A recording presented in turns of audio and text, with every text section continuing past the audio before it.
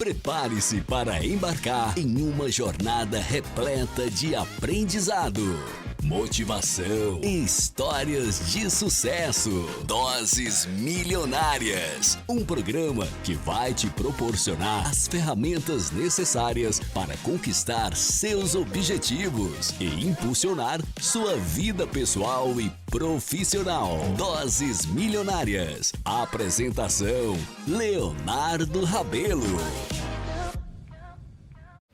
Prepare-se para embarcar em uma jornada repleta de aprendizado, motivação e histórias de sucesso. Doses Milionárias, um programa que vai te proporcionar as ferramentas necessárias para conquistar seus objetivos e impulsionar sua vida pessoal e profissional. Olá, bem-vindos de volta ao Doses Milionárias, aqui no Espaço Gerontologia Prática, onde a gente discute sempre temas relacionados à maturidade, envelhecimento, desde questões de saúde até questões de negócios. E hoje eu tô com uma colega fisioterapeuta aqui, a Juliana Marins, que é minha xará também, e que tem uma clínica que é integrativa, fisioterapia e neuromodulação. É isso, Ju?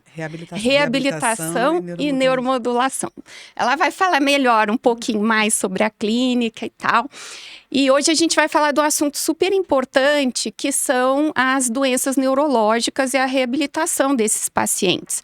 Porque são pacientes que trazem com eles uma complexidade de problemas sobre os quais a gente precisa intervir na reabilitação. Então, desde a questão da fisioterapia, da fono, de todo o aparato profissional para reabilitação, até a adaptação ambiental, até ajudar esse paciente a retornar para o mercado de trabalho, se for um paciente um pouco mais jovem, que ainda não está aposentado e que precisa, às vezes, até mudar de profissão, a depender das sequelas que ele ficar. E a gente sabe que o acidente vascular cerebral tem uma incidência altíssima, né? É o popular derrame. E é pouco falado, apesar da alta incidência. Hoje a gente tem muito as pessoas falando de doença de Alzheimer. E aí me dá a impressão, né, Ju, que parece que o pessoal esqueceu um pouco do AVC. E é uma doença de incidência alta que ataca pessoas de várias idades, claro que muito mais os idosos. E a gente tem mais uma outra série aí de doenças neurológicas que a gente acompanha na reabilitação também. Eu também sou físico, né? Para quem não se lembra, trabalhei bastante tempo com reabilitação. Hoje eu tenho uma empresa de consultoria, né? Quem já me assistiu aqui sabe disso. E de cursos, capacitações profissionais, mas atuei muitos anos no mercado também de fisioterapia. Ótimo. Tá bom. Bem-vinda, Ju. Obrigada pelo convite, obrigada pela recepção. Eu que agradeço você ter aceitado vir falar com a gente um pouco sobre o seu trabalho tão importante, né? Não tinha como negar, né, Ju? Porque é um assunto muito relevante. Considerando, como você falou, né, a complexidade dos casos, a complexidade das sequelas, o impacto que isso gera tanto no paciente quanto na família, as pessoas ao redor, com relação também ao retorno ao trabalho, adequação do ambiente de casa, enfim, né? Então, eu acho que a gente vai conseguir trazer informações bem, bem importantes aí para quem está assistindo agora ou vai assistir depois, enfim, mas que escutar esse bate-papo que vai se beneficiar de alguma forma. E a gente está no mercado aí há muitos anos, né, Ju? Sim. Quantos anos que você já está no mercado da FIS? Eu faço agora 23 anos, 23 né? anos. Pois 23 eu anos também já estou há mais de 20 anos.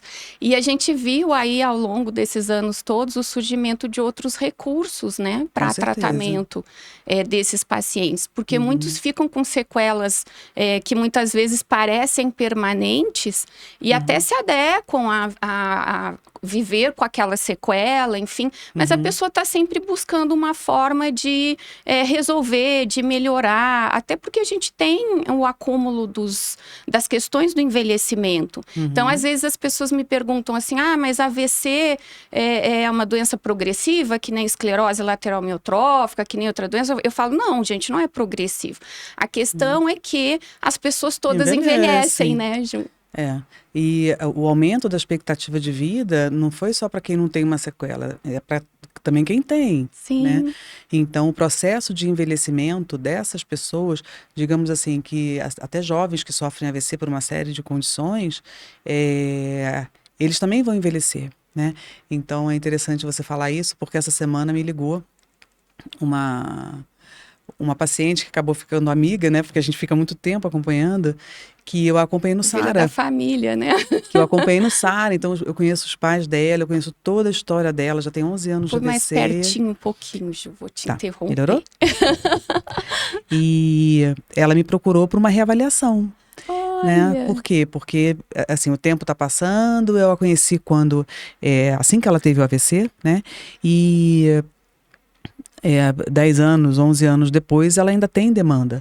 Mas esse ainda tem demanda, isso serve para todo mundo, porque nós também, né, pessoas que não têm sequelas neurológicas, elas também terão demandas ao longo da vida. Sim, né? sim. Então, o próprio envelhecimento gera demandas neurológicas. Exatamente, né? exatamente. E mesmo que seja só envelhecimento natural, gente, mesmo que não tenha uma doença associada, mas a gente tem uma demanda neurológica. Exatamente, não precisa ter uma sequela, né? A gente em algum momento vai precisar de adequação, né? E só para falar um pouquinho assim, como é que eu cheguei, né, na reabilitação neurológica, quando eu me formei, meu primeiro emprego foi no SARA, né, no SARA de Fortaleza, e eu trabalhava no início com crianças com sequelas neurológicas. Aí, fiquei em 2012 e 2004, saí, pedi demissão do SARA, voltei para o Rio, eu sou carioca, trabalhei como professora universitária, fiquei na supervisão de estágio, sala de aula e tal, dei a minha contribuição e falei, não, agora eu vou voltar para o SARA, que eu gosto mesmo de atender, né? Embora eu ache louvável, assim, a carreira acadêmica, eu acho incrível, muito bacana. Tenho contato com meus alunos até hoje. Essa semana eu estava uma aluna minha da época, isso aí já tem 15 anos, me mandando mensagem para discutir paciente. Muito legal isso, né? A gente mantém um vínculo. Mas aí, quando foi em 2009, eu resolvi voltar para o SARA. Aí fiz a prova e vim para Brasília. E aqui em Brasília eu já fui trabalhar com paciente neurológico adulto. Então, desde que eu comecei a trabalhar, já na época da faculdade, a minha paixão já era a parte de neuro, né? E aí em 2022, né, como é que eu fui parar na integrativa, como surgiu a integrativa, foi que em 2022 eu saí, pedi novamente a demissão do SARA e fui Duas empreender. passagens aí pelo SARA. Duas passagens pelo SARA. E foi incrível, assim, foi uma época muito bacana da minha vida, porque nesse momento que você começa a entender que fisioterapia, o que é de fato reabilitação, né? Sim. Que às vezes as pessoas não sabem a diferença de reabilitação e fisioterapia. São coisas distintas, né? A fisioterapia é um dos pilares do processo de reabilitação, tá?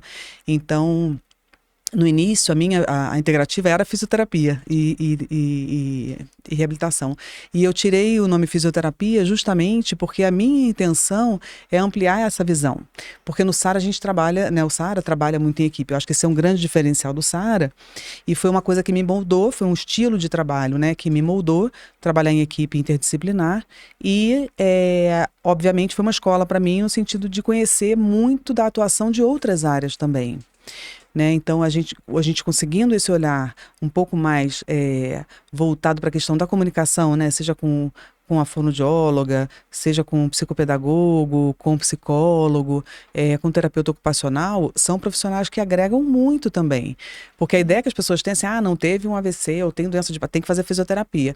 E aí joga uma bola, né, para fisioterapia que não é só nossa. Né? E que não vai suprir todas as necessidades, né, do Certamente, paciente. Com certeza Até não. essa parte da psicologia, eu sempre falo que é importante, porque o paciente, depois que ele tem um diagnóstico de uma doença neurológica, é difícil psicologicamente para ele. Se for uma doença progressiva, então, como uma esclerose lateral amiotrófica, doença de Parkinson, ele vai ter que lidar psicologicamente com isso. Sim. Né? E ele não vai ter desenvolver um trabalho de reabilitação física tão bom se ele não tiver um cuidado desse lado psicológico também. Porque aí você está lidando com o futuro, né, Ju? A pessoa pensa assim, mas como que vai estar minha vida daqui 5 anos, daqui 10 anos, eu vou estar dependente, alguém vai ter que cuidar de mim, né? Como é que vai ter que estar a minha casa? Eu ainda vou poder estar morando numa casa com escadas? Para onde que eu vou me mudar? Então, é uma série de coisas que passa na cabeça do paciente e da família que precisa desse suporte interdisciplinar, né? Com certeza, porque já atendi, né? Já acompanhei esse tempo todo de experiência que no SARA a gente começa a acompanhar o paciente logo no início da reabilitação.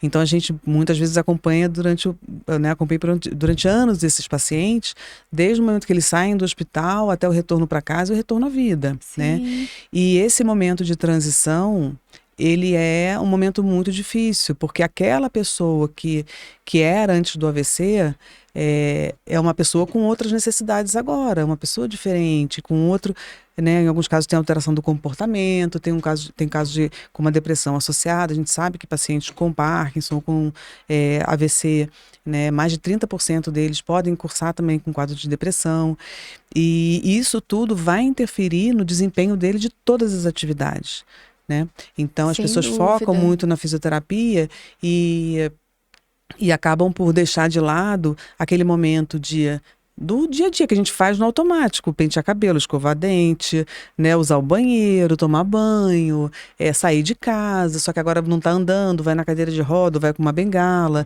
que lugares que ele pode explorar, como é que ele vai fazer tudo isso de uma forma segura, como é que está o raciocínio dele, se ele tem capacidade de planejar as atividades, até de perceber os perigos, né? Exatamente. O porquê que está fazendo, o porquê que não faz, é o teimoso, né? Então, são coisas que a gente vai explicando para a família e de repente você vê que parece que acendeu uma luz assim para a família, porque também tem isso, né? As pessoas falam assim: não, o paciente que teve a sequela é ele que é responsável pela reabilitação dele.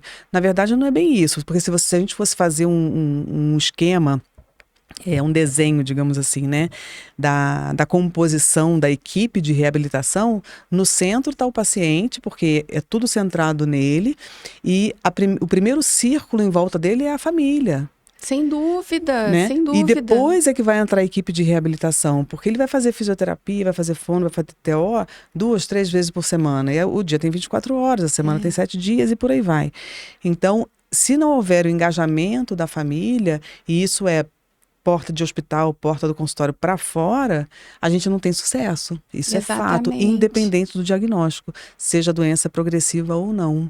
E claro, a gente hoje, com os recursos de saúde que a gente tem, aumentando a expectativa de vida, essas pessoas tendem a experimentar, em casos de doença progressiva, por exemplo, né, comprometimentos cada vez mais importantes, porque a pessoa, você tem o maior cuidado, você consegue aumentar a qualidade de vida, a expectativa de vida dela, e ela, consequentemente, vai experimentar também essa evolução.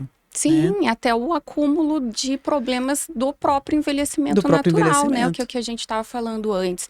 E, assim, as doenças neurológicas, assim como o envelhecimento, por isso que eu falo que todo idoso tem uma interferência neurológica, e às vezes as pessoas não me entendem muito, né? E elas falam assim: mas como? Você está falando que toda pessoa idosa vai ficar com uma doença neurológica? Eu falo: não é uma doença neurológica, mas é uma interferência no funcionamento do nosso corpo, né? Sem dúvida. Então, a gente fica com os reflexos mais lentos, a gente demora mais para reagir ao desequilíbrio corporal. Isso tudo é neurológico, né?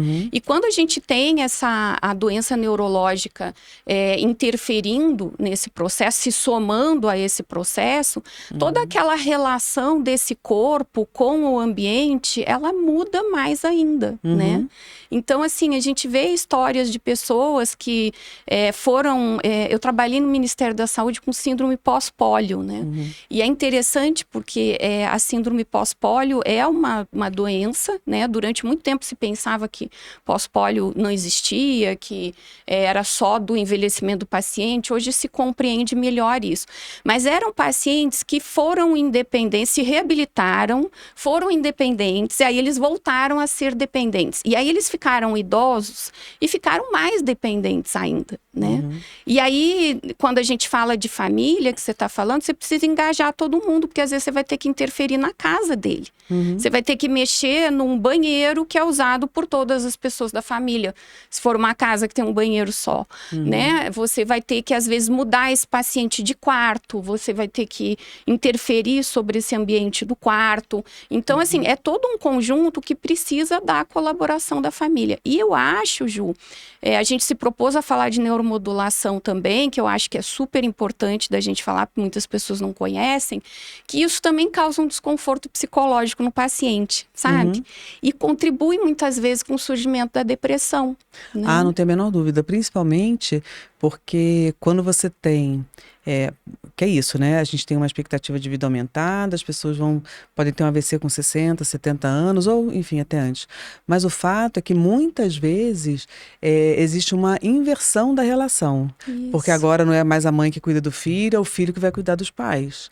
E essa inversão é muito difícil, porque você ainda tem uma relação de autoridade, você tem uma relação de respeito, digamos assim, mas que agora fala assim, olha, agora eu vou ter que dar banho em você. Né? Como é que funciona isso?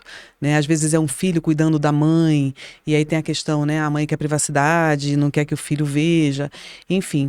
Então, tudo isso faz parte do processo. Então, essas pessoas, elas podem fazer a fisioterapia que elas quiserem.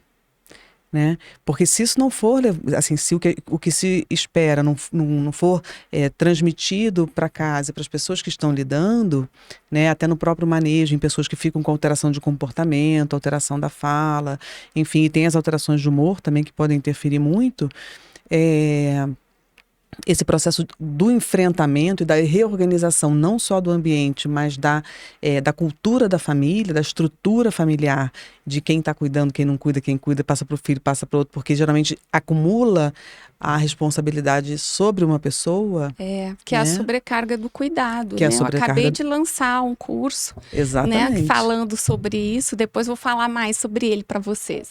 Mas essa sobrecarga, né, de cuidado. Sim. Então tem que ter uma decisão de todos de participar desse processo de reabilitação. Sim. Né? E aí a gente vê também que a depressão ela também começa a atingir os familiares. Ah, né? sem dúvida. Então, porque é uma perda. Eu falo assim, Sim. que é uma morte de uma pessoa de viva, luto. né? É um processo de A luto. morte de uma pessoa que está viva, que virou, às vezes, outra pessoa, né? Ou era sua mãe, virou sua filha, ou era seu marido e, de repente, não é mais o seu marido, é você que vai ter que tomar a frente da casa, das economias da família, do cuidado em si, e aí você ficou viúva de um marido vivo, né? Sim. E aí as pessoas, elas tendem a buscar sempre soluções para isso, e elas ficam, às vezes, muito desesperadas, né, Sim. Ju? Isso as leva a procurar tratamentos que, às vezes, eu sempre falo isso, não tem comprovação científica. E uma coisa que a gente tem visto hoje, que ajuda bastante os pacientes, é a questão da neuromodulação, né? Então, Sim. queria que você falasse um pouquinho pra gente sobre o teu trabalho com a neuromodulação, Tá. que é um diferencial da tua clínica também, né? Ah, com certeza, Ju. A neuromodulação, quando chegou para mim, foi uma novidade que eu até então não conhecia, até enquanto eu estava no SARA, né? Só para contextualizar, quando a gente fala do processo de reabilitação, que a gente quer que o paciente leve para casa e possa reproduzir aquilo que a gente orienta, né? A gente tenta usar o mínimo de recursos, digamos assim, aparelhagem, né? Aquelas clínicas, aparelhagem complexa, caríssima. Por quê? Porque a pessoa tem que ser capaz de reproduzir aquilo que você está fazendo na clínica, Sim. né? Então, isso é um processo de educação que o SARA faz e que muitas vezes as pessoas não compreendem isso. E é super importante. Que é justamente o momento que você sai daquele processo, daquela situação de total dependência para uma dependência parcial, digamos assim. Porque você fala assim, hoje ele não consegue ir na fisioterapia porque alguém não consegue levar, mas eu posso fazer com ele em casa. Sim. Né? Então, isso é fundamental. Quando eu saí do SARA, E comecei a, né, a me conectar com outras pessoas, porque aí eu fui para network, né? Porque eu fui conhecer gente, foi uma época sensacional, porque aí veio o meu lado empreendedor que aflorou e que foi super bacana também. Mas com isso, eu sempre tive muita vontade de conhecer outras coisas. Eu conheci um neurologista, que eu passei uma tarde no consultório dele, ele falou assim: Ju, você conhece neuromodulação? Eu trabalhava com neuromodulação com dor crônica, e depois, por uma questão de, né, curso do consultório, de vida, assim, ele teve que deixar. Eu falei, eu não conheço ainda não, mas ele falou, procura saber, faz o curso, se fizer sentido para você, eu acho que você vai gostar. E como eu sempre trabalhei muito com neuro, né, e a gente tinha aquela crença, né, de que o cérebro tem uma limitação, né? Que as células morrem, não se regeneram. E não se regeneram e tal. É claro que tudo tem um limite, depois a gente pode falar um pouquinho sobre isso, mas o fato é que o momento de intervenção, né, que você fala assim, depois de 2 anos o AVC já não vai mudar nada, já estabilizou e tudo mais. E isso não é verdade. E eu comecei a perceber isso quando eu implementei uma forma de trabalho, com base, obviamente, em tudo que eu já enxergava, que eu já tinha aprendido de bagagem, enfim. E comecei a entender como a neuromodulação funcionava, porque eu comecei a estudar. Eu fiz o primeiro curso e, na sequência, eu já fiz o segundo e estou fazendo até hoje, que eu sou, né? Então, eu gosto muito de ler, estudar. Cada paciente é um desafio, as pessoas são diferentes, enfim. E eu comecei a ver, Ju, com a neuromodulação, que eu já vou explicar como é que funciona, né? Que a gente consegue mudança nos quadros desses pacientes, né? Obviamente que tudo que a gente faz com neuromodulação tem embasamento científico, né? Não sai da cabeça, assim, né? Principalmente porque você está mexendo no cérebro, no sistema nervoso daquela pessoa. Sim, tá? tem que ter um planejamento, né? Tem que ter um planejamento, uma avaliação muito cuidadosa, um acompanhamento e uma percepção. Assim, você tem que saber orientar para a pessoa conseguir enxergar algumas coisas, mas enfim. E aí, diante disso, eu fui... Nesse segundo curso que eu fiz, eu passei uma semana em São Paulo, em atendimento com pessoas que tinham indicação de neuromodulação e, grande maioria, pacientes neurológicos e pacientes crônicos com doenças psiquiátricas, né, diagnóstico de depressão, ansiedade, em diferentes graus, autismo, TDAH, dor crônica, fibromialgia. Super interessante, né, Ju? É muito interessante. E aí a gente ficava lá uma semana acompanhando aquela pessoa e você via a diferença. Eu falei, gente, eu acreditava que nada ia acontecer. E não é verdade. Então eu comecei a perceber que algumas pessoas de fato respondem. Eu tenho pacientes hoje com mais de 5, 6, 7 anos de AVC, né? E que tem resultado. Isso é muito legal, porque é uma porta aberta para as pessoas que estão sofrendo com o acúmulo de sequelas com o passar dos anos. Sim. Né? Então, aquela pessoa que estava estável e aí, de repente, ela teve uma piora, ou às vezes a sequela não piorou, mas está afetando mais a vida dela por conta de outros problemas. Né? É claro que assim, a gente não vai reverter uma lesão neurológica, a gente não vai interromper a progressão da doença, não é isso. Mas eu via, porque assim, quando você avalia uma pessoa em uma fase aguda do AVC, a resposta dela é assim, eu quero voltar a ser como era antes. Aí passa um tempo, eu já sei que eu vou ficar com uma sequela, mas eu queria melhorar tal coisa. Depois de passar 5, 6 anos, ela fala assim, olha, eu já sei que eu tô nesse quadro, mas assim, a minha mão tá muito dura, né? Eu ainda tenho dificuldade, será que dá para refinar isso? Tá? É nesse sentido. Então, por que eu falo desses exemplos que eu tenho de mudança no quadro? Que para a pessoa que já passou por esse processo de enfrentamento, mas que ainda assim, aquela sequela interfere, por exemplo, na hora de vestir, na hora de tomar banho, na hora de colocar uma tala na mão, né? A mão fica muito fechada, é difícil fazer higiene. Esses começam a ser pequenos detalhes que às vezes, que diferença isso faz? Gente, cada um tem, né, tem a sua questão, né? E né, eu estou dando um exemplo aqui falando dessa paciente minha, que ela tinha muita espasticidade, que é aquela rigidez, né, que fica depois do AVC, a mão muito fechada, o braço muito dobrado, qualquer esforço que ela fazia. E a gente fez um protocolo com ela, não é a neuromodulação sozinha, é a neuromodulação junto com a fisioterapia, com orientação. Ela é uma pessoa muito ativa, faz atividade física regular e tal. E o braço dela hoje é outro. Ou seja, ela consegue ter uma postura melhor, ela está mais segura para sair. Porque essas coisas a gente né, tô falando assim, uma coisa mais técnica com relação à posição do braço, né, mas a gente sabe como afeta a nossa postura, o dia a dia, quando você está com o braço imobilizado, quando você tem uma perna que está com dificuldade, você vê como isso impacta na sua vida, né? Eu acho que isso é a grande riqueza da reabilitação neurológica, né? Porque às vezes é bem isso que você falou, o paciente olha pra gente, ou às vezes o familiar, e fala, ai, mas melhorou tão pouco, mas assim, uma mão que ficou mais relaxada vai deixar ele pegar uma toalha sozinha para ele se secar, por exemplo.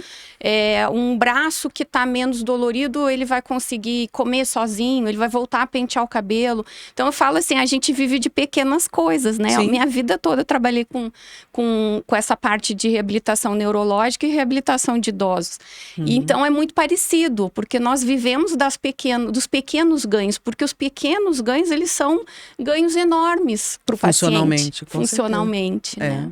Sem dúvida. E isso, assim, nós somos formados, né, da nossa carga genética, né, de tudo que a gente tem dentro da gente, mas também no ambiente que a gente vive, né? Então, tudo que a gente aprende, tudo que a gente faz no nosso dia a dia, nada mais é do que explorar o ambiente que a gente está. Sem dúvida. Né? Então, esse ambiente, a gente tem que saber explorá-lo, mas a gente também tem que saber que ele precisa se adequar às nossas necessidades, né? E é nesse sentido que você, por exemplo, né, no caso dessa moça, Juliana, olha, eu já estou conseguindo fazer um exercício no Pilates que eu não conseguia fazer. Para ela já é uma grande diferença. Por quê?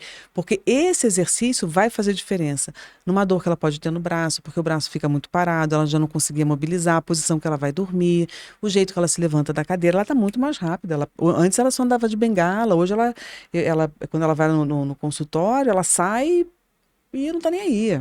Né? Ela vai super segura. E isso pode evitar uma queda, né? Imagina que ela também tá muito mais risco. segura. Né? Então, nesse sentido que a gente valoriza esses pequenos ganhos, né? Algumas pessoas ainda se frustram porque tem uma expectativa ainda muito elevada com relação ao tratamento, mas aí que vem também o fato de, às vezes, não ter tido esse suporte psicológico que a gente estava falando, né? De ajudar a compreender a doença. Eu falo muito no meu curso sobre essa questão da inversão de papéis, né? Que as filhas, geralmente são filhas que cuidam, né? A gente tem filhos cuidando, mas muito mais filhas que cuidam dos idosos. Então, eu falo, é a sua mãe, é o seu pai que virou seu filho, sua filha, né? E se isso não é bem esclarecido, se isso não é bem trabalhado, no futuro, a gente vai ter uma sequela disso também. Então, não são só sequelas físicas, são sequelas psicológicas, né? São conflitos, exatamente. E aí a pessoa fica com essa expectativa ruim, que é de achar que ela vai achar um milagre que vai trazer a mãe dela de volta, ou vai trazer o pai que ela conhecia de volta, ou o marido antes do acidente vascular cerebral. E aí a gente vê essa síndrome da barata tonta, que foi um termo que eu criei, né, Jo? Porque é isso que a gente vê, né? A pessoa fica igual uma barata tonta, procurando inúmeros tratamentos, né? Em busca de uma expectativa que não existe, que não é plausível, né? Para aquele caso, porque ela não foi bem trabalhada lá no início. Então, a gente tem uma responsabilidade, enquanto reabilitadores, de dar uma atenção para essa compreensão. Né, do paciente, do que ele vai ter a curto, a médio, a longo prazo, e o que a gente tem de recursos que vão poder ajudá-lo, né, nessas pequenas coisas. Né? É você trocar o pneu com o carro andando, né? Porque a vida tem que continuar. E o que você vai fazer agora, né? Então, né, eventualmente, acontece bastante, né? De pessoas me ligarem, de estarem com um familiar no hospital e quererem uma avaliação porque quer especificamente uma reabilitação para aquela pessoa, que ela tem que fazer neuromodulação. A pessoa escuta, assim, né? E aí quer tirar dúvida. Né? E aí, quando eu chego lá e começo a conversar, eu começo a ver que tem milhões de outras demandas. né? Tem várias outras. Antes de qualquer intervenção que eu possa oferecer, essa pessoa está precisando de outros cuidados, Sim. né? Que é de organização da família, uma casa para receber, sair da internação, porque isso é um processo difícil. Como é que vai estabelecer, colocar uma equipe de cuidado dentro de casa, porque tira a privacidade da família, muda totalmente a rotina. Nossa, eu trabalho direto com isso, né, Ju? Eu faço deshospitalização. Uhum. Então, é isso. É uma casa que estava lá o esposo, a esposa, um filho, né? Ou um neto, que às vezes mora com os avós, enfim. E aí, de repente, esse avô sofreu uma queda, ficou não sei quanto tempo no hospital e agora vai voltar para casa. E aí a pessoa fica naquela, e aí, eu compro cama de hospital, eu alugo, eu não compro, o que que eu faço? Eu vou ter que contratar cuidador. E aí a casa toda sofre uma mudança. Sem aí, dúvida. Né, que é significativa. E é aí que você tem que destontear a barata, né? Porque essa barata... E é isso, a pessoa, quando recebe um diagnóstico como esse, se for principalmente uma pessoa que é referência na família, seja pai, mãe, qualquer pessoa que seja uma referência X, né? Mas que seja uma pessoa que é aquela que organiza, é aquela que agora não está mais ali para fazer tudo que ela fazia, fazer compra, vai no banco, ou cuida dos netos, cuida dos filhos, enfim.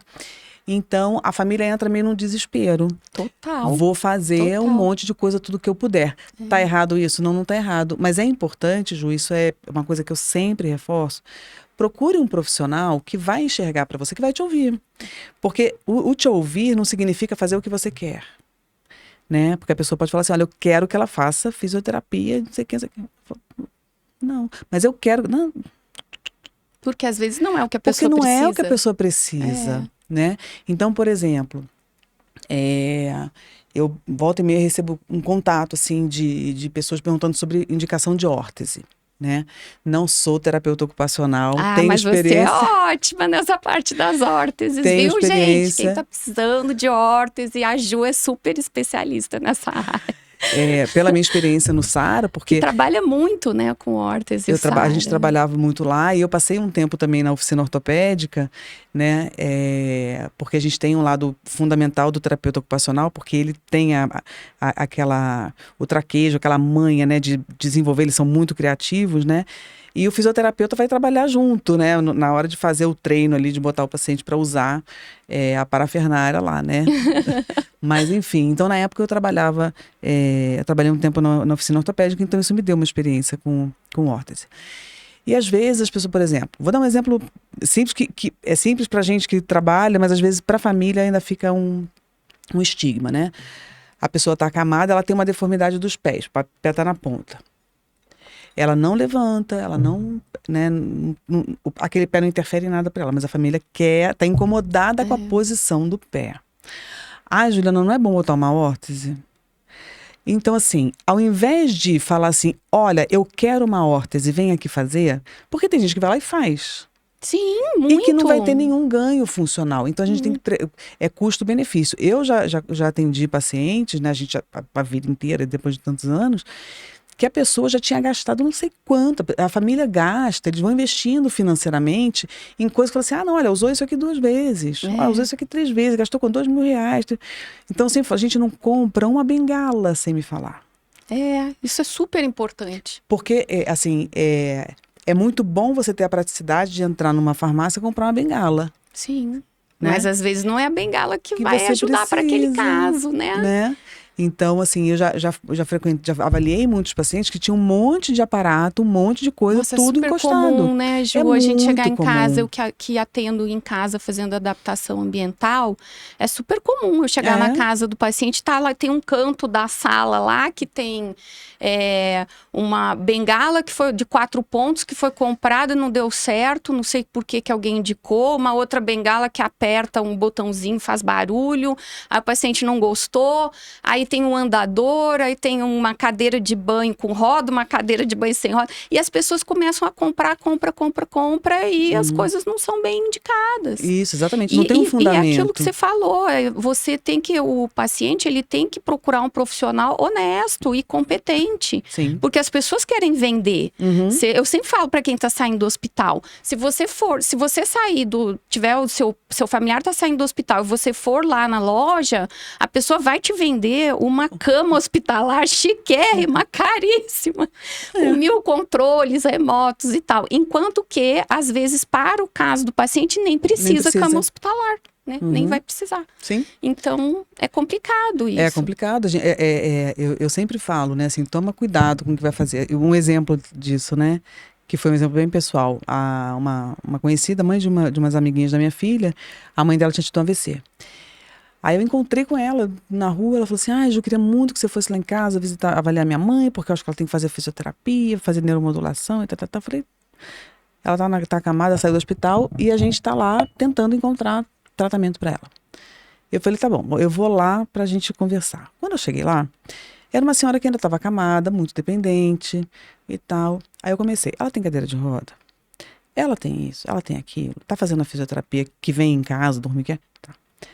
Aí eu falei assim, olha, ela não precisa de mim, mas vamos sentar aqui e fazer uma lista? Aí peguei um papel e fui anotando com ela algumas coisas que eu achava que era importante para ela se tranquilizar, porque a angústia de querer fazer tudo pela pessoa, gera isso, né? A impulsividade fala assim, eu quero fazer de qualquer jeito. Aí você encontra um que fala que não, outro que fala que não, mas alguém vai dizer sim. Então ele vai até encontrar alguém que fale o que ele quer escutar, né? Então, é importante a família ter essa noção, né? Então eu já avaliei, inclusive, ó, um caso, né, que obviamente um caso que foi mais trágico, assim, né, que foi muito mais dolorido, né? Eu atendi um senhor que estava no hospital e ele tinha câncer e estava nos cuidados no hospital, enfim, e eu estava indo cuidar dele lá, né? E aí eu sempre que ia lá dava um feedback para a família e tal. E aí ela me ligou e falou assim, Juliana, eu preciso adaptar a casa para ele voltar para casa. Eu falei assim, olha, ele já recebeu alta? Ainda não. Então, olha, vamos fazer o seguinte, você está preocupada? Compra um apoio de lateral, né? Um aparador, né, para cama e tal, para ele não cair. Ah, é porque eu vou comprar uma cama no hospital? Não compra nada, espera. A hora que ele sair do hospital, você pensa. Né? Aí eu posso ir na sua casa, não te conheci ainda, mas vou na sua casa e tal. Porque eu também tenho essa noção da adaptação, né? Porque a gente também trabalhava muito com isso. Também se trabalhava muito. Se trabalha, né? Muito com isso. E ela queria fazer um monte de mudança na casa. Eu falei, olha, espera um pouco, tá?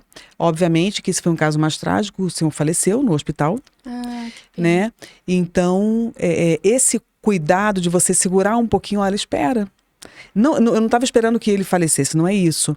Mas é o momento de você fazer. Olha, talvez esse não é o melhor momento. Vamos esperar um outro momento? Sim, deixa ele experimentar a cama dele com a guardinha ali, com o guarda-corpo, para ver se ele vai adaptar. Né? E, inclusive, essa adaptação da casa, né, Ju, quando as pessoas me perguntam, eu sempre falo assim, olha, a não ser que seja uma coisa muito gritante, que você fale assim, não, realmente isso aqui tem que mudar, a pessoa está voltando para casa dela. Ela quer as coisas dela. Sim. Ela quer a fotografia, ela quer o tapete, ela quer uma televisão, ela quer o ambiente dela de volta. E isso super interfere na reabilitação, não né? Tem a menor Porque dúvida. assim, essa chegada num ambiente que ela já conhece, que já é familiar, e que ela se sinta acolhida, é claro que ela vai ficar psicologicamente melhor e ela vai ter o desejo de se engajar mais no tratamento. Sem dúvida. Né? Então, assim...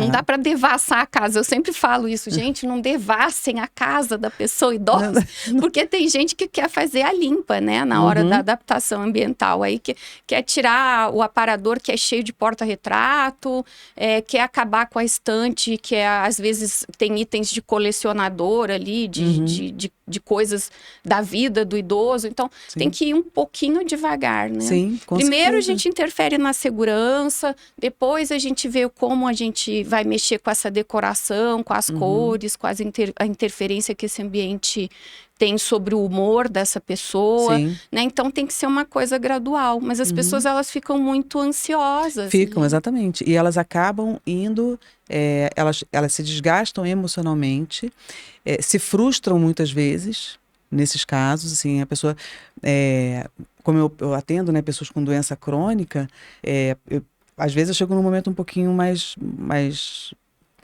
cedo, digamos aqui, mais precoce, né? Mas aquelas pessoas que eu já avalio numa situação um pouquinho mais avançada, um pouco mais à frente, quando eu vou ouvir a história, ela já fez tudo. Ela já experimentou tudo, né? Então, é interessante, assim, que que as pessoas procurem, né? Eu falo muito da neuromodulação também sobre isso, porque eu recebo muita procura de pessoas assim, olha, tá hospitalizado ainda, tá no hospital, não tem previsão de alta, não é bom começar a fazer logo a neuromodulação, entendeu? Eu sou a primeira a dizer que quando não é para fazer, eu falo, não faça agora, não é o momento, não vai aproveitar, né? Como... Às vezes ainda está num processo inflamatório ali, né? Após um AVC, por exemplo, que está ainda absorvendo, se for um AVC hemorrágico, ou se readaptando, né? Não, e pode ser isso, né? Pode ser essa questão clínica, né? Que o paciente precisa estar mais estável. Mas quando a gente fala em neuromodulação, Ju, só para assim, para quem não conhece muito bem o termo, né? A neuromodulação é um termo que a gente usa para toda e qualquer mudança que acontece no nosso cérebro diante de um estímulo, né? Que vem junto, como consequência, o processo de neuroplasticidade, que é aquela adequação do cérebro para as atividades que a gente faz, para a exploração do ambiente e para o nosso processo de formação da nossa inteligência, do aprendizado, enfim. Tá? Isso. É bom a gente falar de neuroplasticidade, porque as pessoas às vezes acham que neuroplasticidade é que a célula se reproduz ou volta à vida, né? É ressuscitada. Mas não é isso, é porque a gente aumenta as conexões cerebrais, né? Então, e para essas conexões acontecerem, a gente precisa de experiência. Isso. Então, é aquilo que eu falo, não adianta ir para a clínica, fazer a fisioterapia e depois não fazer mais nada. Por quê? Porque essa conexão que a gente faz nesse processo de neuroplasticidade, ela acontece por um processo de aprendizagem, e eu sempre falo, ir para a escola todo dia e depois você vai espaçando, né? Então contínuo, é contínuo, tá? Então se eu treino hoje, faço um treino hoje de uma função daquela mão, por exemplo, aquilo ali tem que se repetir. Por quê? Porque eu tô treinando, eu tô ativando o cérebro, mas aquele cérebro precisa reaprender. Tá? Eu não estou botando nenhuma célula para viver, porque a célula não vai voltar a viver. A célula... Mas se existe um neurônio conectado, se ele está vivo, ele vai se conectar com o outro. Tá? E é justamente nessa conexão que a gente vai reforçando, tá? É que a gente gera aprendizagem. Com relação à neuroplasticidade, só para juntar aqui nesse processo do envelhecimento que você falou, né, Ju, que a gente fala tanto de envelhecimento, mas há algum tempo, né, não muito, mas um tempo atrás, a gente não se sabia que neurônio nascia novo até a gente envelhecer, né? Então a gente forma novos neurônios ainda, mesmo no processo de envelhecimento. E isso gerou muita polêmica, né? Ainda gera muita polêmica, porque se fala muito do uso das células tronco neurais. Né? Sim. Dos fatores de crescimento neurais. Isso, né? Mas que a gente ainda hoje não tem evidências de segurança em seres humanos de fazer células tronco neurais. Mas o fato é que o nosso cérebro fabrica novas células, só que essas células, né, essa é a parte boa. Mas existe uma limitação, porque essas células não são células que vão se diferenciar em qualquer coisa. Isso. Então, né, para quem tá ouvindo assim, não conhece, né, muito disso, o nosso cérebro é dividido em várias funções. Né? Embora ele seja todo conectado e tudo que a gente faz é uma complexidade muito grande, essas células novas, elas não vão para a área motora, elas não vão para a área visual, elas vão para áreas específicas de aprendizagem. Que bom se elas fossem, né, assim, por conta própria. Exatamente. Né? Porque aí seria quase que uma ressuscitação mesmo daquilo que a pessoa já perdeu, mas é preciso ter um trabalho para fazê-las. Isso, porque as células, elas têm funções, os neurônios têm funções diferentes, eles não são todos iguais, tá? Mas é por isso que nós somos capazes de aprender a vida inteira. Porque essas células, elas estão formando novas conexões, são células novas que podem ajudar nesse sentido. Então, até aquelas pessoas que você fala assim, não, essa aqui não tem mais jeito. Gente, alguma coisa você pode explorar dela. Nunca é tarde, né? Exatamente, nunca é tarde. E quando a gente faz a neuromodulação, eu nada mais estou fazendo do que ativar aqueles neurônios que ainda estão vivos, mas que de alguma forma eles não estão sendo bem explorados, ou você pode potencializar aquela atividade daquela região do cérebro, né? Então, vou dar um exemplo que eu sempre dou porque ele é bem prático. Ansiedade e depressão são doenças da atualidade, né? Gente, está tudo bem. Né, tem tratamento, a gente tem como abordar. É muito difícil, é difícil tomar a medicação. Eu falo por experiência própria, porque às vezes acumular medicamento, combinar medicamento, aumentar a dose é complicado, tá? A gente tem os efeitos colaterais, muitos efeitos colaterais. Exatamente. Enfim. E isso é momentâneo, curto prazo. Você imagina isso a longo prazo, né? Como é que isso não vai ter impacto nas pessoas? E a gente vive num mundo estressante. A pandemia está aí, você viu quantas pessoas ficaram com sequela. Sim. Mas enfim, então, quando você faz um tratamento, por exemplo, para depressão, que você toma o remédio, esse remédio que você toma, ele é um neuromodulador. Ele vai atuar naquela região do cérebro, tentando equilibrar um pouco mais aquela atividade que está em desequilíbrio, provocando os sintomas de depressão e ansiedade, por exemplo. E a neuromodulação, que é um tratamento que é não invasivo, praticamente não tem efeito colateral, não é milagroso, não, mas ele é um tratamento que vem se mostrando com níveis de evidência muito altos, como é o caso de ansiedade e depressão, doença de Parkinson, que nós temos resultados excelentes. Eu ia te pedir para falar de Parkinson, que é muito legal, né? A neuromodulação faz isso. Ela vai fazer a mesma função que aquele remédio, mais ou menos, né? Mas de uma forma não invasiva e sem efeito colateral. E aí você começa a ter resultado com a neuromodulação. E eu estou vendo isso, né? Eu estou atendendo uma moça de 22 anos com diagnóstico de autismo, fobia social e uma ansiedade muito grande. A fobia social dela é do nível assim, trancou a faculdade, não consegue mais frequentar. E fobia social de eventos dentro de casa, familiares inclusive. Nossa. Bem assim... E muitas pessoas ficaram com fobia social, não só as pessoas com autismo, mas assim, depois da pandemia, né? Pela essa questão da gente ter trabalhado em casa, enfim, teve gente que não conseguiu voltar para o trabalho presencial. Né? E porque muitas pessoas vivenciaram situações muito trágicas, né? Perda de familiares, né? Sequelas nelas mesmas, enfim. Mas essa moça que eu estou atendendo com a neuromodulação, ela, em uma semana, ela teve uma resposta incrível, assim. Então, quando eu falo assim, eu comecei a trabalhar com a neuromodulação, é porque a gente vê resultado. Sim. Vê resultado. E vê na hora. Teve um paciente meu, ele tem doença de Parkinson, ousado ele, né? A gente já via que dava resultado no começo, porque ele já está em acompanhamento comigo há um tempo, né? Mas um dia ele chegou rígido, né, no consultório. Eu falei, o que houve? Não tomei remédio hoje. Eu falei, você não pode fazer isso, porque a neuromodulação, você não pode mexer em médico. Mas eu quero ver o efeito que a neuromodulação vai causar. E eu até filmei ele, tá no meu Instagram. Gente, é impressionante. Né? Aí quando ele terminou, ele pegou a medicação e tomou. Gente, não façam isso em casa, tá?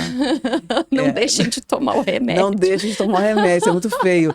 Mas assim, eu conto esse caso, assim, né? Porque para você ver como a neuromodulação atua sobre os mesmos neurônios que também estão sofrendo essa intervenção da medicação. Não deixa de ser uma prova científica. É uma prova, né? A gente consegue enxergar, né? Pacientes com demência. A gente tem muito paciente que não responde a remédio também. Tem. Né? E da mesma forma vão ter pacientes que não respondem à neuromodulação. Isso é importante falar, né? O que funciona para um pode não funcionar para outro. Embora a gente hoje tenha uma evidência de que, evidências científicas que embasam a gente poder transferir aquele tratamento para o maior número de pessoas, nós teremos aqueles que não respondem ou respondem de uma forma mais lenta, né? O que é bom para você não é bom para mim. O remédio que você toma, né? Diferente daquela galera que senta na mesa assim, gente, eu tô tomando um remédio, toma aqui, ó. E começa a trocar remédio. Receita pro outro. Uma receita pro outro. Sem médico, não pode tomar remédio sem médico. Eu sempre falo isso. Então, assim, é justamente isso. Às vezes, não, se funcionar para mim, eu vou indicar para outra pessoa. Gente, o que funciona para você pode não funcionar para ela. Não significa, não é um resultado garantido, né? Hoje eu estava falando com a minha social media e a gente estava falando sobre chá, porque chá é um remédio também, né? É um fitoterápico. Então, assim, as pessoas também ficam receitando chás umas para as outras como se chá fosse água. E não uma ciência, tem uma ciência por trás disso. Tem pessoas que têm alergia. Eu estava contando para ela que eu tive uma alergia a chá de sene, que eu fiquei toda empipocada. Então, assim, nem um simples chazinho é tão inofensivo assim, né? Tudo vai funcionar ou não vai funcionar, vai ser bom para uma pessoa, vai ser ruim para outra. Com certeza. Né? Então tem que ser muito analisado isso. Sim. Agora, Ju, a gente está numa onda, eu falo assim, de alguns diagnósticos, né? Depois da pandemia. Eu acho que transtorno do espectro autista, a gente tem visto muito mais o diagnóstico, até por conta do preparo profissional em identificar, né? Porque a gente sabe de pessoas que foram diagnosticadas só na vida adulta, porque antigamente não tinha essa capacitação para o diagnóstico. Mas, depois da pandemia, eu tenho observado que TDAH, né, o transtorno de déficit de atenção e hiperatividade, para quem não sabe, o significado da sigla, tem aumentado, assim, substancialmente. E ano passado eu fui para o BRAIN, aquele congresso internacional de neurociências, e vi vários trabalhos da USP, da PUC sobre isso, falando tanto de TDAH quanto de problemas gravíssimos de memória. Então, queixa de memória é um negócio que está todo mundo queixando, e não necessariamente é porque você está com uma demência, porque as pessoas... ficou meio que provado que a Covid deixou uma sequela também de funcionamento do cérebro, né? E a neuromodulação, ela pode ajudar nisso, Ju? Pode, né? Quando a gente fala de questões de memória, eu sempre costumo dizer assim, claro que não é a ferro e fogo, né? Sim. Mas a neuromodulação, ela trata sintomas, né? Então, você fala assim, Ju, a neuromodulação trata uma determinada síndrome. E eu sempre digo que o tratamento que a gente oferece para o paciente, o protocolo que a gente traça, é tudo baseado na literatura. Se eu for procurar na literatura neuromodulação para uma determinada síndrome rara, eu não vou achar. Não é que ela não trata, ela não vai mudar a síndrome, mas a gente pode melhorar a função do sistema nervoso diante daquela queixa ou daquele sintoma que o paciente apresenta, tá? O pós-Covid, se você jogar no PubMed ou alguma plataforma de pesquisa, síndrome pós-Covid, você vai encontrar milhares de artigos que falam sobre isso, porque se acreditava muito que as pessoas iam ficar com sequela motora, sequela respiratória, e de repente você viu um monte de gente com problema de memória. Pois é, menina, e eu que na época da pandemia, eu estava ainda no Agarran, e assim, eu vi toda essa... A gente tinha um ambulatório lá, né, de neuro, e uma colega minha que tomava conta desse ambulatório, e foi feita uma desconstrução toda desses ambulatórios, e tudo se voltou para a área respiratória, né? Eu não sei, eu saí do Agarran, então eu não sei como é que tá hoje, mas eu acho, assim, que foi uma falha do sistema, porque foi uma demora em compreender que tinha muita coisa além da questão respiratória. Com certeza. Mas eu acho que foi novidade, muita coisa foi novidade para todo mundo, e foi um evento que trouxe pra gente uma experiência para ver o que ia acontecer depois. Ninguém sabia o que ia acontecer, né? E de qualquer forma, eu acho que existe, né, essa questão da memória, e existem também outras questões associadas à própria pandemia, né? Então, quando a pessoa fala assim para mim, Ju, eu não durmo bem, a neuromodulação ajuda no sono? Aí eu falo assim, olha, gente, dormir a gente dorme. O que está acontecendo para você não dormir? Quando você vai investigar um pouco mais a fundo, você começa a entender e por que a gente faz isso, tá? É importante a gente saber. Eu não sou psicóloga, né? Enfim, mas esses pacientes que precisam de acompanhamento, eu sempre encaminho por um colega que é importante o paciente ter esse acompanhamento. Mas geralmente são pessoas que têm alguma coisa associada a uma depressão, uma ansiedade, um estresse do cotidiano, um processo de burnout. Então, não é o sono em si, é uma situação de vida que está fazendo com que aquela pessoa não durma bem. Sim, né? sim. E por que eu faço tantas perguntas? Porque quando a gente vai fazer um protocolo de neuromodulação, eu preciso escolher a área do cérebro que eu vou tratar. Então, para eu tratar... Interessante demais para eu tratar a área que é correta, que vai ter o reflexo secundário, digamos assim, no sono, por exemplo, eu tenho que entender esse processo. E da mesma forma, eu tenho que falar assim, olha, eu não sou psicóloga, mas você precisa de um. Você precisa do psiquiatra, não muda a vida, até porque a neuromodulação não é milagrosa e não trabalha sozinha, né? Então, a neuromodulação também é interdisciplinar, digamos assim, né? Ela vem como uma forma de você potencializar o teu resultado, de você acelerar o teu resultado naquele tratamento, mas ao mesmo tempo, a neuromodulação otimiza, né, o aproveitamento em outras áreas, né? Então, ajuda sim na memória, tá? Os déficits de memória, eles são, né, o déficit de memória é multifatorial, né? Não quer dizer que você está com uma demência. Demência é um diagnóstico de outra coisa, tá? Mas a dificuldade da memória muitas vezes está pela quantidade de informação que a gente tem. E que a gente recebe hoje, né? Nós somos hiperestimulados, né? E a gente precisa esquecer algumas coisas, né? Ai, me lembrei do livro do professor São Vito, é A Arte de Esquecer. Não é do São esquerdo. Vito, é do esquerdo, é isso. Isso. Muito interessante, né? Porque realmente você precisa abrir espaço, porque você guardar tudo. Né? Então, assim, o esquecimento, ele é necessário. Né? Porque se você não esquece, isso começa, bom, é o excesso de passado que vai te causar uma depressão, o excesso de futuro que vai dar uma ansiedade, o excesso de presente vai te estressar. Então, assim, vamos tentar encontrar esse equilíbrio. Não é fácil. Então, se não está fácil, procura ajuda. Sem dúvida. Eu recebo pacientes, eu tenho médicos parceiros, né, neurologistas, psiquiatras, geriatras, que às vezes não conhecem o tratamento, às vezes quem leva é o paciente, né? E o médico falou, o que você vai fazer com essa neuromodulação? E aí a gente troca ideia e a gente começa a ver resultado. É interessante porque eles vão trocando também, né? Eles falam, não, traz aqui para eu ver o que aconteceu, vamos ver o resultado, se ajudou, enfim. Então, isso é outra coisa, né? Trocar com os profissionais é muito legal. É muito interessante. Né? É uma forma também de você mostrar o serviço, porque na verdade é um pouco novo, né? Se a gente for pensar, né? A neuromodulação, ela surgiu de uns tempos para cá, não se falava tanto assim. Um pouco mais de 20 anos. Na verdade, o uso da eletricidade como tratamento, se você for procurar isso aí, é muito antigo. É muito antigo. Mas dessa forma específica. Exatamente, porque a estimulação magnética transcraniana, por exemplo, ela é muito utilizada como diagnóstico também. Só que começou a se perceber que ela tinha efeito para essas pessoas. Né? Que coisa interessante. Efeito em sintomas, digamos assim, né? Então, essa questão de memória, por exemplo, dessa agitação que a gente vive hoje, é muita informação, está sempre correndo, enfim.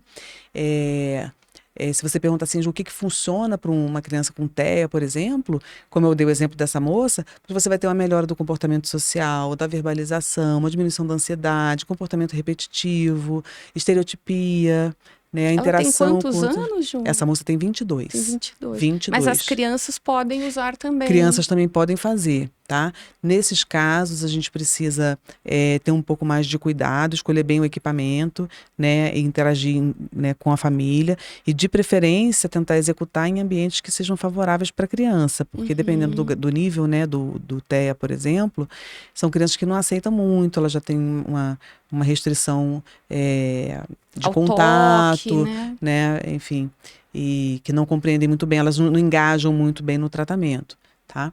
Mas a gente vê diferença, né? Então, nessa questão, o déficit de memória também está relacionado à dificuldade de concentração, né? Sem dúvida. Dificuldade de concentração. E tem gente que, infelizmente, toma medicamento para tentar se concentrar mais. Gente, pelo amor, não pode, né? Então, você consegue, diminuindo esses níveis de ansiedade, que a gente fica, você tá lendo, tem que ler isso aqui, tem 10 minutos. A ansiedade para você tentar cumprir aquela determinada tarefa, se você diminui um pouco aquela ansiedade na região do cérebro específica, você automaticamente vai ter uma pessoa mais tranquila, que vai ler com mais calma, vai conseguir absorver, mesmo que ela não consiga ler tudo, mas ela vai, aquilo que ela leu, ela vai conseguir absorver muito mais. Nossa, isso que você está falando é tão importante, Ju, porque tem uma autocobrança também, sem né, dúvida. da pessoa. Hoje, como a gente tem muito recurso, né, de tratamento para tudo, então tem uma autocobrança, então a pessoa se autodiagnostica às vezes, mas eu preciso de tal coisa porque minha memória está ruim, né, e não necessariamente é isso, às vezes a pessoa está num momento de estresse que ela está fazendo mais do que ela dá conta de fazer. Sem dúvida. Você sabe que eu, essa semana, estava pensando sobre mim mesma em relação a isso, né? Eu falei, gente, eu vou ter que dar uma cortada em determinadas atividades que eu faço, porque eu tô com problema de memória, mas a minha memória não é a memória, que eu tô fazendo mais do que eu dou conta de fazer. Exatamente. Né? E essa coisa, né, da gente estar o tempo todo em rede social, interagindo uns com os outros, né? Então, é uma coisa muito diferente da vida dos nossos pais, por exemplo. Não né? tem a menor dúvida. Sem dúvida que tinha um nenhuma. controle maior sobre a informação que a pessoa recebia, né? E tinha muito mais, eu acho assim que tinha muito mais essa questão de lazer também, de descanso. A gente se culpa quando a gente descansa, hoje em dia, né?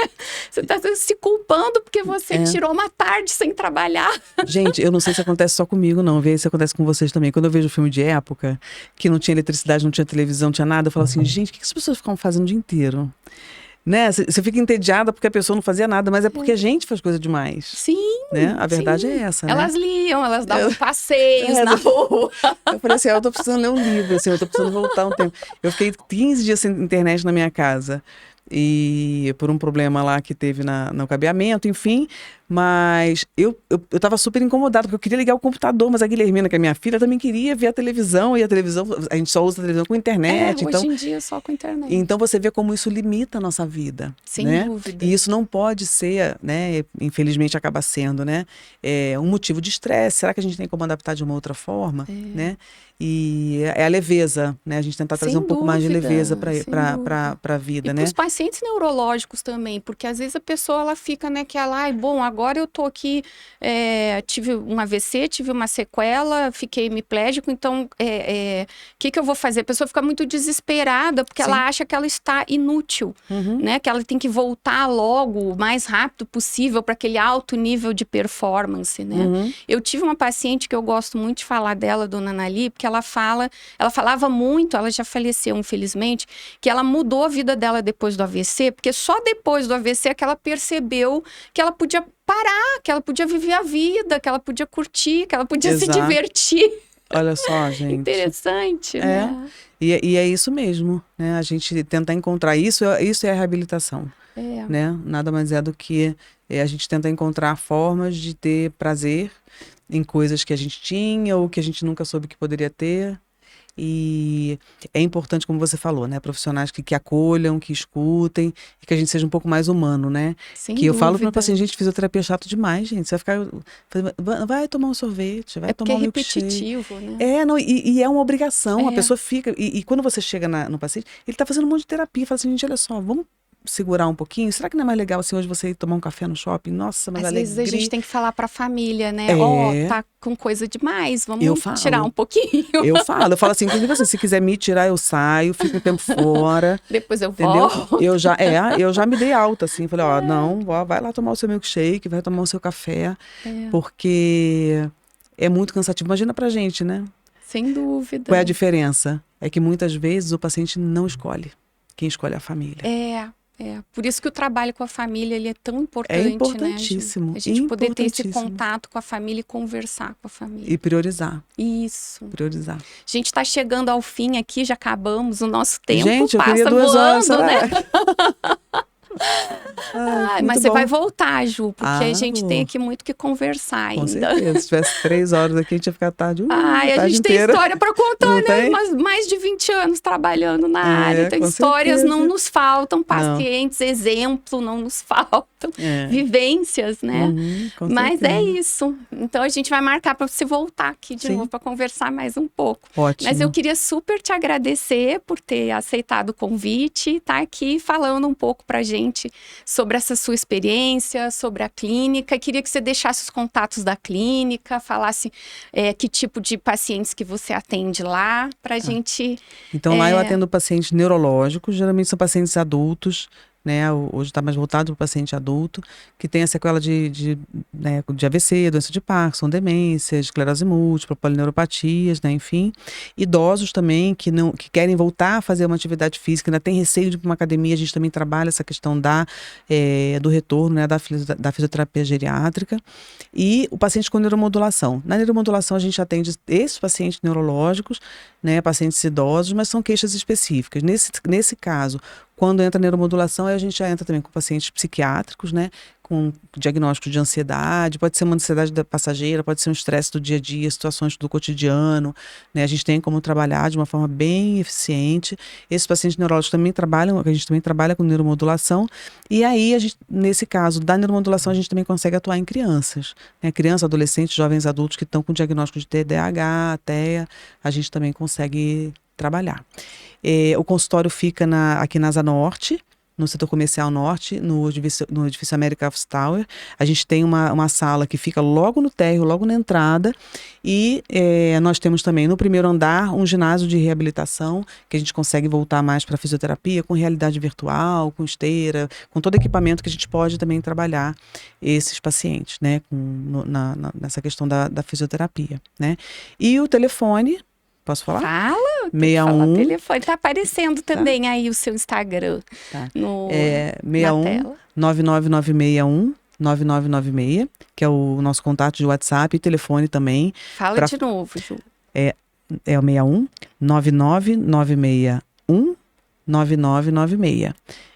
Quem entrar em contato com esse número vai falar com a Tati, que é a minha assistente maravilhosa, uma pessoa que é aquela que manda na nossa vida, né, Ju? O cuida da- que seria da que gente? O que seria seria da minha vida sem a Paulinha? O que seria de mim sem a Tati? Que a Tati é uma pessoa muito querida, muito organizada, ela vai tirar dúvidas quando ela não consegue.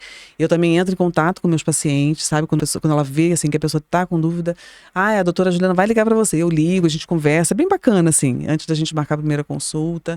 Então, podem entrar no Instagram, mandem mensagem, eu respondo também pelo direct e pelo WhatsApp, né? Pelo WhatsApp da clínica, falando com a Tati. Se precisar falar comigo, eu tô super à disposição. Ai, que ótimo. Obrigada, Ju. Eu que agradeço. Obrigada, gente, para quem nos acompanhou até agora. O programa também fica lá no YouTube, então quem não pôde assistir todo ou pegou o finalzinho vai poder ver desde o começo. Obrigada por nos acompanhar e na semana que vem estou aqui de volta, agora nas quintas-feiras. A gente mudou o espaço de segunda para quinta. É isso, gente. Tchau, tchau. Você acompanhou Doses Milionárias com